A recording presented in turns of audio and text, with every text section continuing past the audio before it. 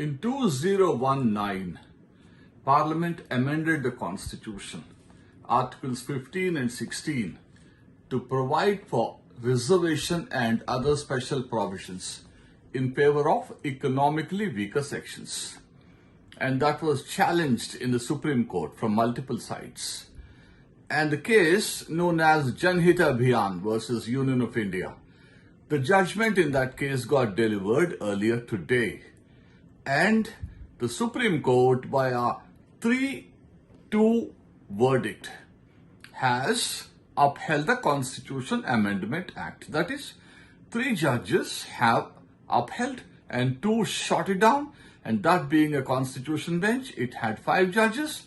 And the result is that the amendment is valid.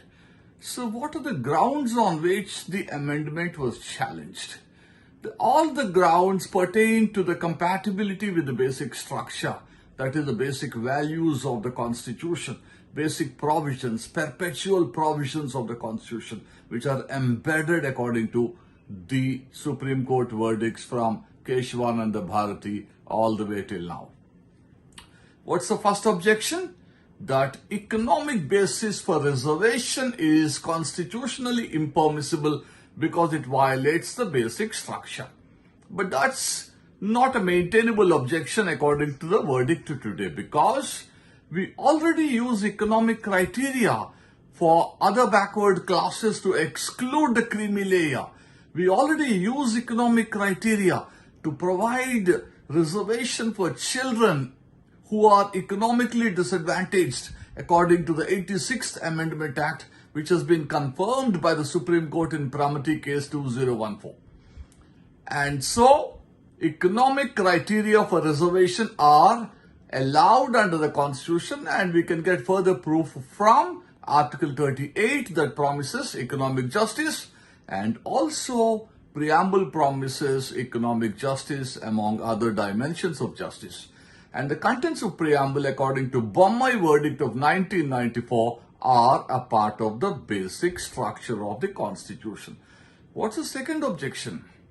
The second objection is, while calling the reservation EWS, how are we excluding the backward classes from the EWS ambit?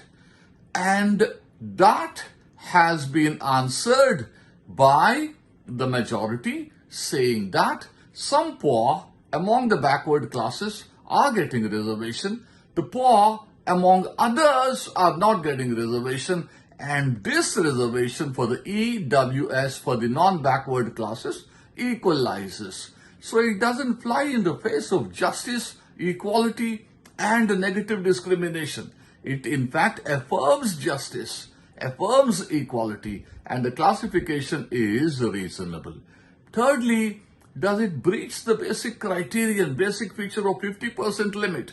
The majority said no, it does not, because 50% is not inflexible. Also because 50% applies only to ethnic reservation. This is economic reservation, which is over and beyond the ethnic reservation, for which 50% is allotted.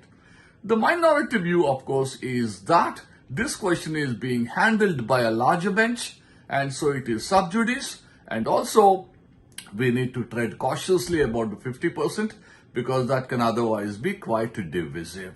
So the single line summary of the verdict is that it affirms the 103 Amendment Act as valid.